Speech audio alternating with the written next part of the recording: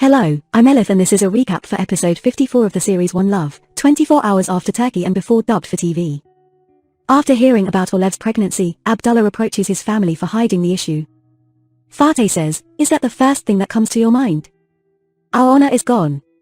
Mustafa adds, "What's this about having a baby at your age?" Panbeh also says, "Are you blaming us? That child shouldn't come into the world." Abdullah says with dismay, "You're a Muslim woman. How can you say such a thing?" Panbeh insists, "Don't question my faith. You are a believer, what happened? You got a woman pregnant. Don't blame others. You're responsible. Solve this issue quickly." The next morning, when Panbeh realizes Abdullah is going to see Olev, he stops him and insists they talk. Panbeh asks, "How do you know the baby is yours?" "When she wasn't around, I took care of her." Abdullah admits with regret, "You're right.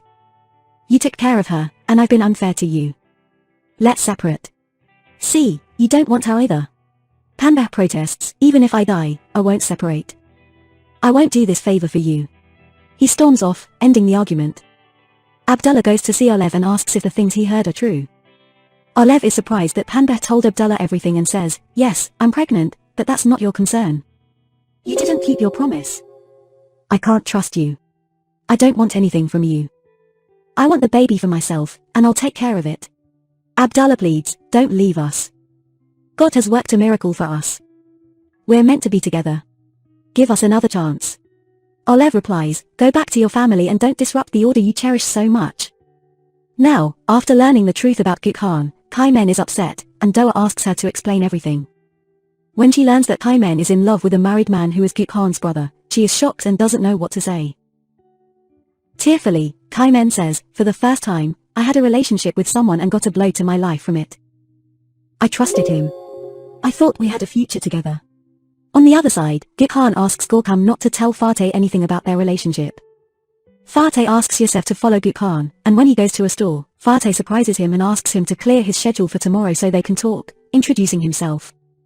Gökhan happily agrees to the request. Metehan goes to her workplace to see Asra, and when she senses the secretary is avoiding her, she follows the sound of laughter to Asra's office. There, she finds Asra sitting next to a boy her own age. Asra coldly takes Metehan aside and says, "I'm tired of this. You spent a little time with me and thought you're my wife. Leave and don't come near me again." Metehan leaves in disbelief. Nusama tells Ruzgar about Omid's departure, and Ruzgar comforts her, saying, "He's gone. But you'll be fine.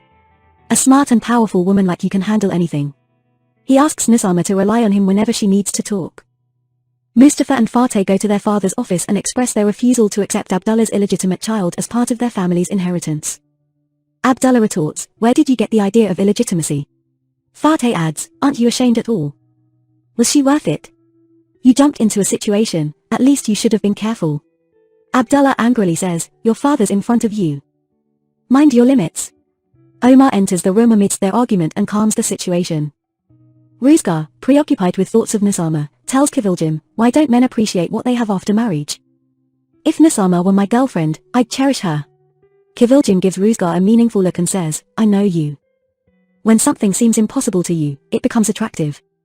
But Nusama isn't like the women you've been with." Ruzgar says, "I understand what you mean, but we're just friends." At night, Metehan tells Omar she's separated from Asra and asks, "Did you say anything to her?" Omar denies any involvement and adds, "What did you expect? She played her game. She had fun with you and got tired of it. She left." At night, Kızılcık visits Omar. He gifts Omar a gramophone and some records of old singers, and they spend the whole night dancing. Abdullah visits Sonmez and assures him he'll be there for Olev. Sonmez immediately responds, "Well, you have a wife and child. I'm tired of Olev. Is this situation acceptable? You've hurt my daughter enough. Go back home and pray together for Olev to refrain from bringing this child. If this happened to Nusama, what would you do?" He escorts Abdullah out. At night, Nusama tells her family that Omid has left home and they will be apart for a while to think and make decisions. Abdullah says, "Omid asked you to leave your father's house. Is he coming back to collect your belongings and take you with him? How long will you stay apart?" Nusama replies, "Until we resolve our issues." Abdullah asks, "Are you sure you will?" in frustration, and leaves the room. The next morning, Panbeh asks Abdullah about the outcome of his conversation with Olev and learns that she wants the child but Abdullah doesn't. Panbeh laughs and says, "She knows what to do. She wants to be the hero. She never wanted you in the first place. Did you expect a nurse to care for you? Doa convinces Çimen to visit Gökhan's wife and tell her about her husband's infidelity. Doa reveals everything to Gökhan's wife. The woman incredulously says, "It can't be. My husband goes to work in the morning and comes back at night." Doa replies, "Unfortunately. These things don't just happen at night." Çimen tells her that she didn't know Gökhan was married with children, otherwise she wouldn't have been involved with him. She shows her a photo of herself and Gökhan, and the woman tearfully asks Doa and Çimen to leave. Shortly after, Çimen regrets her actions and tells Doa, "Gökhan is very angry with me. We shouldn't have done this." Doa storms off angrily, saying, "I hate you. Are you still thinking about him?" Çimen says, "What should I do? I love him so much. I can't think straight." Doa tells her she needs to forget him. Gökhan's wife goes to see her father-in-law and tearfully tells him, "I always knew he didn't love me. But because we had 2 children, I kept silent." She confesses that Gökhan has cheated on her and she can't continue living with this sin and raising her children in these conditions, expressing her desire to separate. After she leaves, Rasul goes to confront Gökhan, hitting him hard and cursing him. Gökhan says he fell for Satan's trick. Rasul tells him to resolve the situation quickly and threatens to not let people say that Rasul's son fooled a girl. He insists Gökhan marries her. When Mary hears from Çimen that Metehan is upset with her girlfriend, she immediately tries to reassure her and remind her of her value. Metehan, who is very impatient, tells Mary, "We talked about this before. Don't repeat it. You're very valuable to me, but I can't look at her the same way." Mary teasingly asks, "Do you like older women?" Metehan says, "Enough already. You're crossing the line. Every time I try not to upset you, you make it worse." Mary tearfully says, "You don't see me anymore.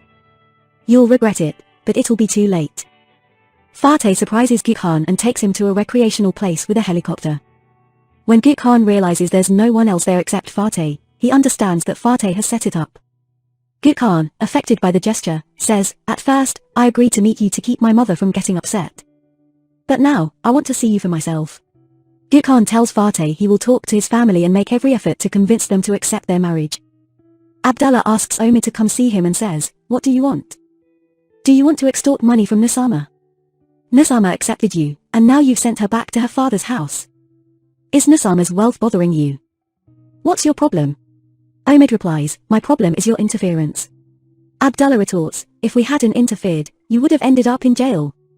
Your problem is that you're not a fighter. You're even helpless in defending yourself." Omid says, "I'm tired." Abdullah replies, "If you're tired, don't delay my daughter. Get a divorce." Omid agrees, saying, "Okay. You know best." Abdullah concludes, "Someone has to know eventually." Omid leaves angrily. Ertuğrul, noticing Mary's distress, goes to her room to talk, but finds it locked. He unlocks it with the spare key and is horrified to find Mary unconscious on the bed, an empty pill bottle nearby. He holds Mary in his arms and shouts, "Call an ambulance." Gökhan kindly asks for Çimen to come see her, and Çimen immediately agrees. Çimen reproaches Gökhan for all the lies she told and her sudden departure. Gökhan apologizes, saying, "Forgive me. I'll file for divorce. But first, we need to do a temporary marriage. If my wife finds out, she'll leave me. I want to introduce you to my family as my wife. I told them I love you. My family doesn't accept relationships without marriage." Çimen asks, "How can I suddenly tell my family that I got married?" Gökhan replies, "Didn't you think about it when you were coming to my house? I regret it deeply. Let me make it up to you. I want us to be happy." Çimen agrees, and Gökhan says, "But first, you have to do something. I know you love me so much that you'll agree." At the hospital, the doctor informs Ertuğrul that Mary's stomach has been pumped, and she's doing well. He suggests they talk to a psychologist as soon as possible. Ertuğrul thanks God. At night, everyone at Kızılcık's house awaits Çimen's arrival, and when she arrives veiled, with Gökhan by her side, they are all shocked. Çimen announces, "I got married." Thank you for watching, and stay tuned for the next episode.